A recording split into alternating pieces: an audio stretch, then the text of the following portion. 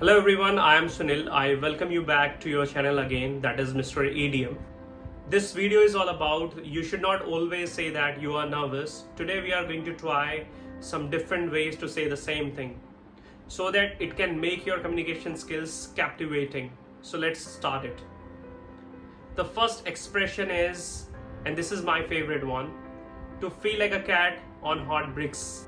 Whenever I make videos like this or whenever I face the camera, I always feel like a cat on hot bricks. The second one is to feel like a fish out of water.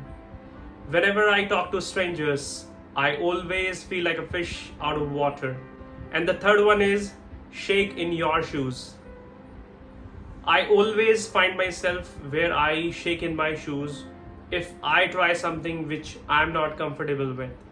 And the fourth one is to be ill at ease. Whenever I take money from my father, that point of time, I'm always ill at ease. And the last but not the least, to have butterflies in your stomach. You must have heard it before. It means to be very nervous. Whenever I think of my future, I always have butterflies in my stomach. If you know any, so please let me know in the comment box below. For more videos, subscribe to this channel, like it and share it.